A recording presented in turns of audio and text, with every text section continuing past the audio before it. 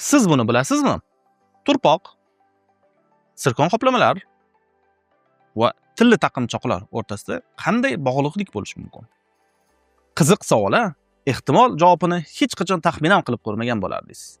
Javob esa juda oddiy. Aynan mana shu oddiygina bir turpoqdan olimlar sirkon qoplamalar, tilli taqinchoqlarda ishlatilgan fionit toshni va atom reaktorda ishlatiladigan защитный qoplamalarni yaratishadi.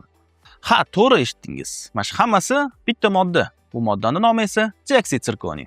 Bugungi videoda men sizlarga dioksid sirkoniy o'zi nima, qanday qilib shu bitta oddiy turpoqdan shuncha narsa olishini va tishda ishlatilgan dioksid sirkoniy farqlarini tushuntirib bermoqchiman. Bu turpoqdan bunaqa holatga yoki bunga o'xshagan fionitga olib kelish uchun juda ko'p kimyoviy reaksiyalar va molekulyar o'zgarishlarga duch keladi. Tushunarliroq bo'lish uchun keling bitta analogiya qilib ko'ramiz. Biz bilamizki, suvning 3 xil analogiyasi bor. Bu oddiy suv, qor, yaxlaganda yax и par.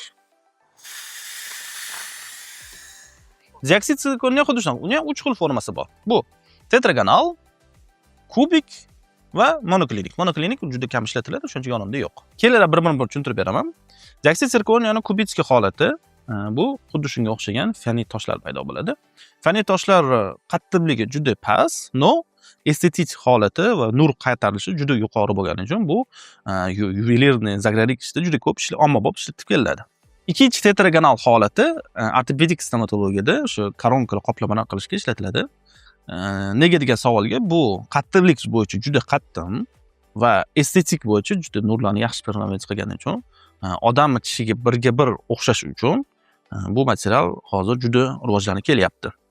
Uchinchi holati bu uchinchi holat monoklinik deyiladi. Monoklinik holati o'ta qattiq, no estetik tomondan juda past bo'lgani uchun u ortopedik stomatologiya va boshqa joylarda ishlatilgan. Uni astamnom atom reaktorlarini va shunga o'xshagan qizib turgan narsalarni izoliruvchi plakatga qilib ishlatib olishadi. Dioksid sirkoniy o'zi nima va uni qanday turlari borligini bir tushunib oldik. Endi kelinglar, dioksid sirkoniy mana shunaqa chiroyli tish bo'lguncha qanday jarayonlar o'tishini tushuntirib bermoqchiman.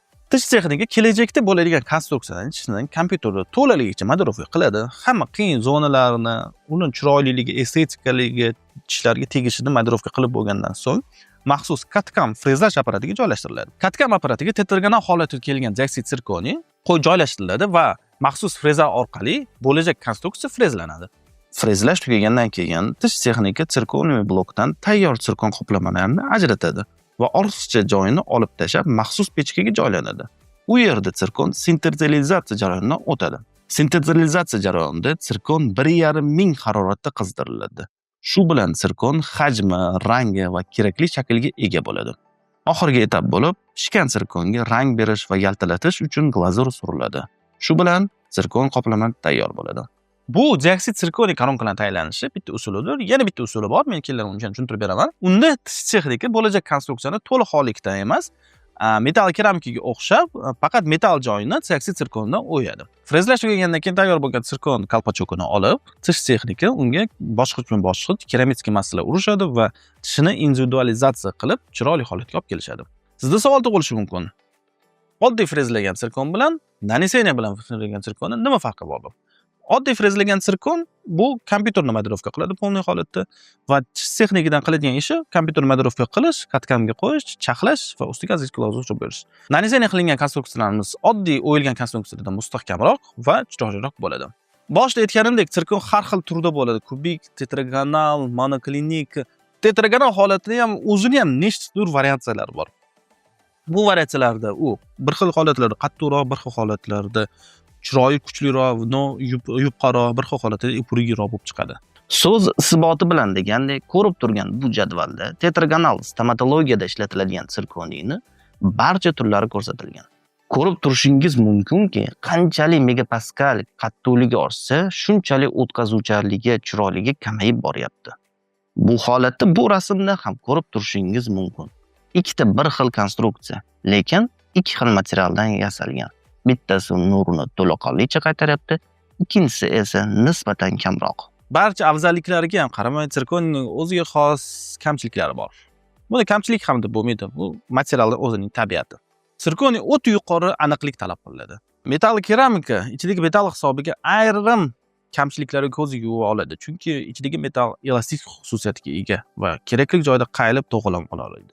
Sirkoniyada unday holat yo'q. Sirkoniyada agar 100% aniqlik bo'lmasa, xuddi shu joyi super kontakt bo'lib, sirkoniy tars ketib sinishi ham mumkin. To'g'ri, sirkoniy juda qattiq material. U даже atom reaktorlarining защит protokoliga ham qo'shilgan. No, qattiqligiga qaramay, sirkoniy elastik material emas. Sirkoniy katta miqdorda elastiklikni ko'tara olmaydi. O'sha sababli uzun ko'priksimon qoplamalar qo'yilayotganda sirkoniy tagiga ko'rinmas metallический karkas qilib olishgan yaxshi.